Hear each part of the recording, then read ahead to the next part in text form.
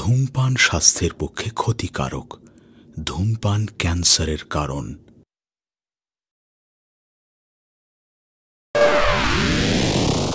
শোনো, দুপুরে লাঞ্চের জন্য ব্যাগের ভিতরে খাবার দিয়েছি, সময় মতো খেয়ে নিও। আচ্ছা, সমস্যা নেই, তুমি টেনশন করো না, আমি খেয়ে নিব নি। আরে দাঁড়াও, কি প্রতিদিন কি এই গুদাম লাগে তো তুমি ভুলে যাও? একই সমস্যা হয়। তোমার কাছ থেকে প্রথম লাগালে তো অনেক মজা লাগে, বুঝো না কি?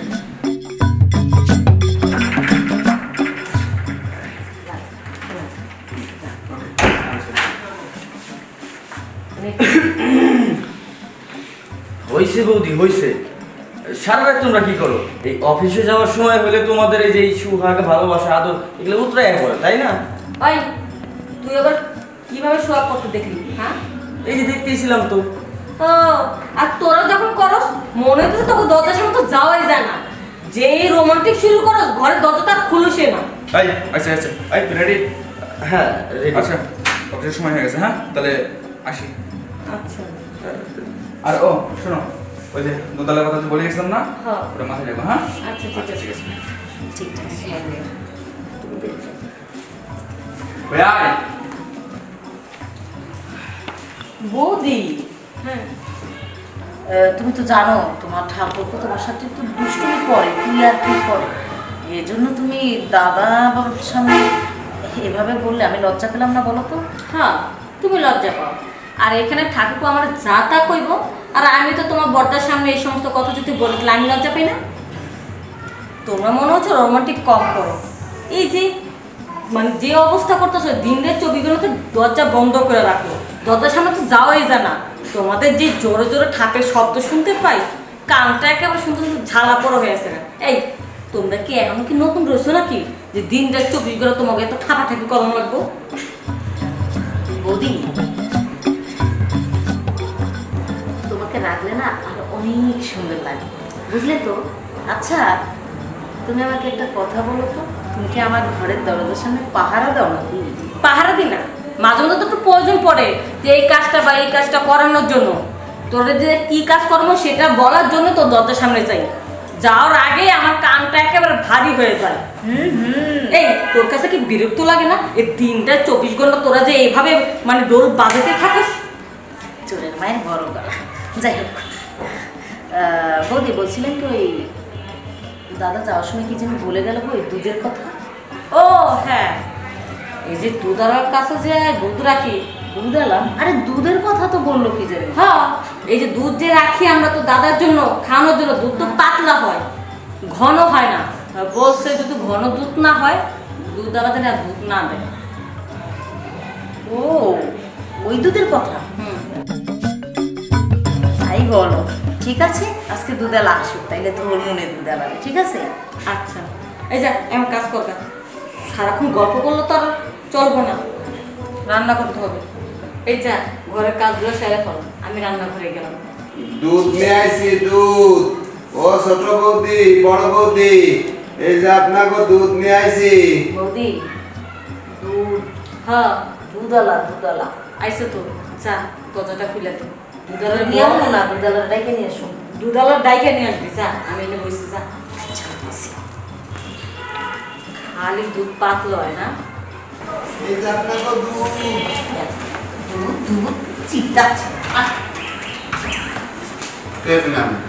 পেন না, আসে। কাস্টমার ছিলাম না বলে আজকে আর 2 বোতল নিয়ে আইছি। তুই ফ্রিজে রাখছিলাম, এটা এখন তো আনো, আর এটা কালকে ধোয়াইছিলাম। আমনের দুধ আমনেই ধরে ধরলাম, ওই যে কালকে আসনি তো, তাই কালকে একটু ফ্রিজে ছিল, মনে কিছু করবেন না। আর আজকে যে নগদ ধোয়াই নিয়ে আইছি। সমস্যা নেই, আপনি আমার সাথে ভিতরে চলে বৌদি আপনার সাথে কথা বলবে। কি কথা কবে? সে গেলেই বুঝতে পারবেন। আসেন। ও টাকা দেবে নাকি? আচ্ছা দে, আগে চলেন। সবসময় খালি দুধ পাতলা দিয়ে দাও, আজকে আসো ওদের দেখাইতেছে।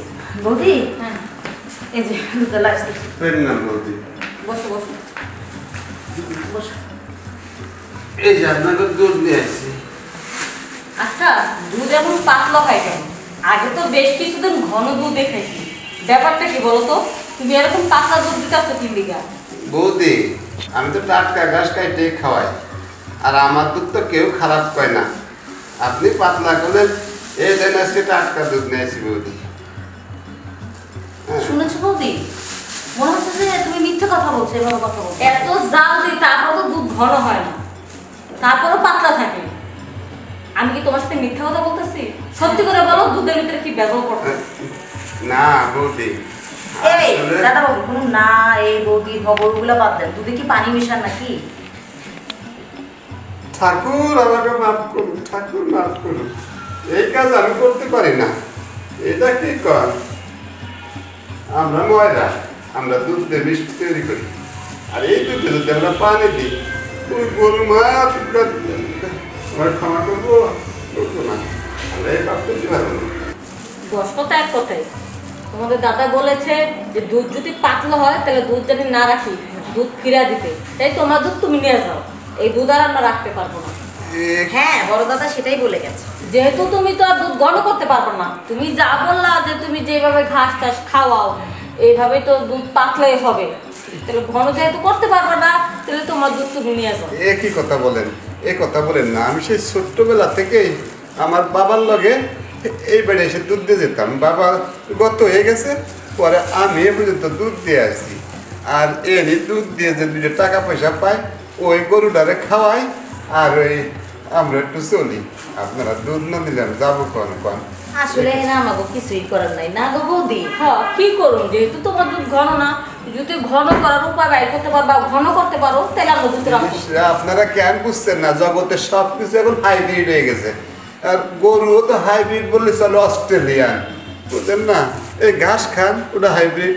ওই একটু ঘাস এনে লাগায় এত বড় ঝাড়ের মতন হয়ে যায়, ও পেট ভরে খালিও গরু কিছু হয় না। দুধ তো আমি দুয়াই, আমি তো বুঝি যে এই গরুর দুধ কেমন ঘন আর ওই ওলানে কেমন পাতলা, সব ওলানও চিনি, গায়েও চিনি। এই খাবার দাবার একটু সমস্যা, ওই কিনে কেটে যা খাওয়াই এই দুধের টাহাতেই খায়। তা আপনারা এই কাজ করেন না, আমারে ফেরত দেয় না। দুধ ঘন, কোন বানে কোন দুধ ঘন আমি জানি। এক কাজ করেন, মনে যদি কিছু না করেন, এই দুধ ঘন না হলে আমরা দুধ রাখতে পারবো না। আপনি বাংলা কথা বলছেন কি করেন, ঘন বানানোর ব্যবস্থা আমার কাছে আছে, আপনার শিক্ষা লন, সমস্যা কি? ব্যবস্থা আছে, আরো স্বাদও পাইবেন। স্বাদও পাবো। কি হ্যাঁ। ব্যবস্থা? তবে দুইজনের দুধ এক লগে হতে হইব। আমার এই দুধের লগে যদি আপনাকে দুইজনের দুধ একটু যারা মিক্স করেন, করে জাল দিবেন, দেখবেন কি ঘন হবে আর স্বাদ সে একরকম লাগবে। আরে এখানে তুমি গাবি পাবা কোত্থেকে? আমরা কি কোনো গাবি পালি না? কি বলবো বৌদি, আসলে কথা আছে, আমি তো সব ওলানি চিনি। আমি নিজেই গায়ে ধোয়াই, মানে বানতানি। এইটা। আমি জানি কোন দুধে স্বাদ আর কোন দুধ ঘন, কোন দুধ পাতলা। এখানে আপনি গাড়িটা পাইলেন কোথায় আর ওলানটা পাইলেন সেই কথা তো বলতেছিলাম, আপনারা থাকতে ওই অস্ট্রেলিয়ান গাই, নাইজেরিয়ান গাবি কিচ্ছু লাগবো না। আপনাদের 2 ফুটা দুধ যদি এর মধ্যে 2 বোতলে দিয়ে দেন, পরে জাল দেন, দুধ যদি ঘন না হয়, এই নকুল পড়া মানে কিনতে যাইব না। আমরা দুধ দিতাম, বুঝলাম।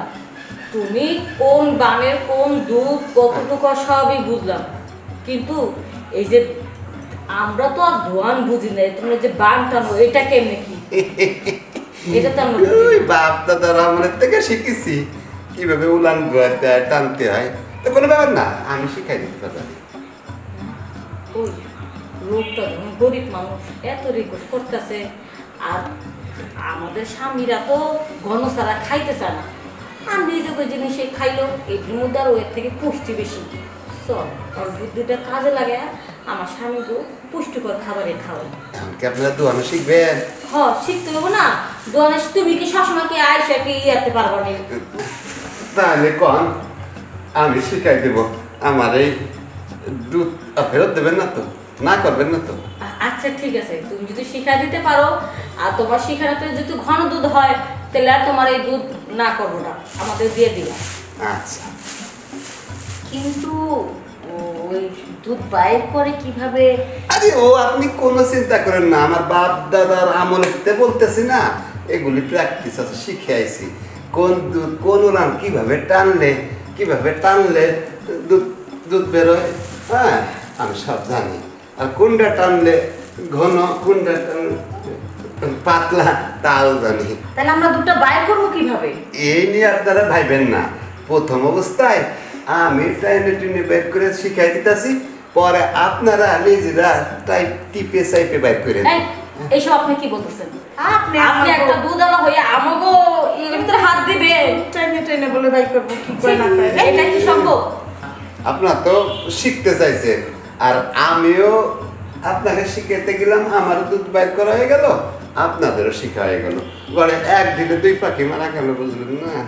এই ব্যাপারটা মনে হইতেছে খারাপ হবে না? আর দুধওয়ালা যে দুধ বাইর করবো, কেমনে টাইম না বাইর করবো, এটা কি তুই আমি 3 জন ছাড়া তার কেউ দেখতেছে না? আর আমার স্বামীরও জানবো না কেমনে দুধ ঘন হয়েছে। প্রতিদিন ক্যাডার করার কথা শোনাচ্ছে, আমরা দুধ এমনি ঘন করি, এমনি স্বামী গো খাওয়াই, তাহলে স্বামীরা চিলাচিলি করবো না। কি আপনারা শিখতে রাজি? বলতেছিলাম বৌদি, তুমি যেটা করছো ওটা ঠিকই আছে। আর আমি বলতেছি ওই মানে তো গোয়া বোঝো নাই, ও আমার কিন্তু খারাপ নজরটা চলতে দিল। ওই দুধ কেমনে বাই করে এটাই শিখে কামটা খারাপ না।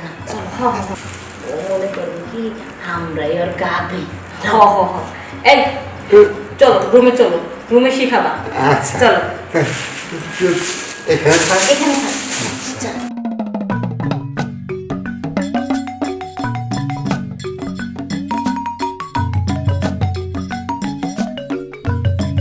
আসুন।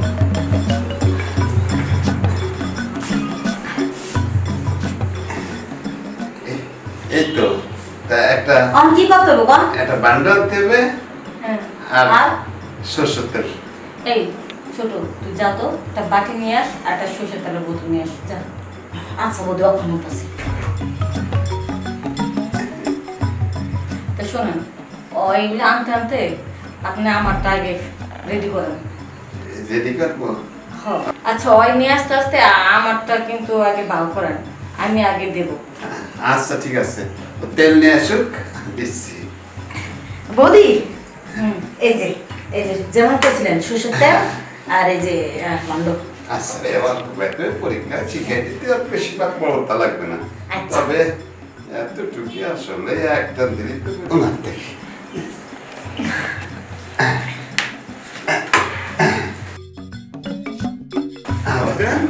ছয়টা।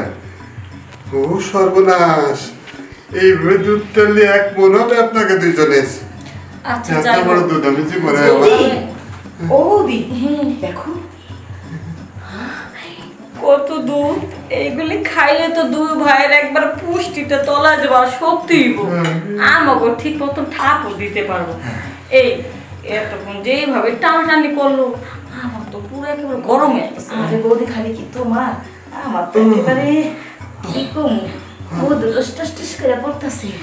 এই দুধালা ভাই কইছিলাম যেভাবে টানাটানি করলেন, এখন তো মনে হইতেছে শরীরটা গরম হয়েছে, তো তাই আমাকে একটু ঠান্ডা করে দেন। আমি গরম শরীর ঠান্ডা করতে জানি। তা জানেন, তাহলে দেরি করেন না, যেহেতু আমাকে স্বামীরা বাসা নাই, এই সুযোগে কাঁটা সাইরা ফেলা। এতক্ষণ আপনি আমাকে 2 জালেরটা টানলেন, এখন আমরা একটু আপনারটা টানাটানি করি। তাহলে তো পারবো। দুধ না বাইরে যা বাইরে টানতেই হবে। আমি বুঝে ফেলেছি। বৌদি তুমি আগে না আমি আগে? ও তুমি বলো, তুমি আগে, আমি এনে বললাম। যা আপনার দুধের পয়সা। আচ্ছা ও দাদা বাবু, বলছিলাম একটু তেল মাখাই দিই আপনার। আচ্ছা তাইলে কিন্তু লজ্জা পাবো। হাজারে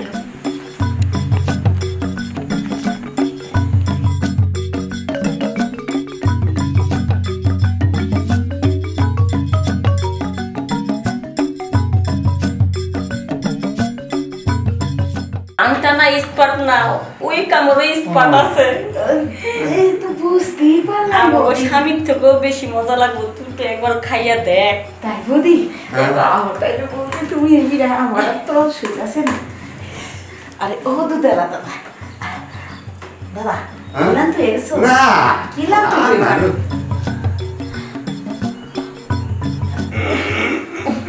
দিদি বৌদি তাকে হ্যাঁ, আর দিদি। কইতে বৌদি একেবারে ব্যথা বুঝে বানা হেলেছে বৌদি। যাক এখন থেকে প্রতিদিন দুধ দিয়ে যাবেন আর দুধের সাথে পাতলা আমাকেও করতে হয় না, ঘন করতে হয়, এটা আমরা বুঝুন, কিন্তু আমাকে এরকম একটু মজা দিয়ে যাবে, ঠিক আছে? আর ওই যে আমরা না নিজেরা টাইনা বাইর করতে পারবো না, ওই আপনার একটু টাইনা বাইর করে দিয়ে দেওয়া লাগে। হ্যাঁ, তাতে দুধও খাইয়ে শক্তি হইব আর মজা পাবো। মজা পাবো। আপনার তো মজা পাইলেন, আমিও তো সাজা শুরু হয়ে যাবে না। আরে কোনো সমস্যা নেই, বলছিলাম কি বৌদি, চলো ওরে আমরাই কয়েকটা টাকা দিয়ে দিই। লোকটা যখন আমাকে লেগে একটা কষ্ট করবো, এখন থেকে দুধের দাম আমরা ডাবল দিই, ঠিক আছে? আর এক্সট্রা টাকা পয়সা দেবো, তুমি চিন্তা করো না। দরকার তাহলে পড়লে তো- প্রতিদিন হাফ কেজি করে দুধ খাই আমাকে দুজনের সাথে এরকম করো, সে হাফ কেজি দামটা আমরা দিয়ে দিব। তাহলে তো সমস্যা বৌদি নেই। চলো, বাইরে প্রতিদিন চলো। যাও।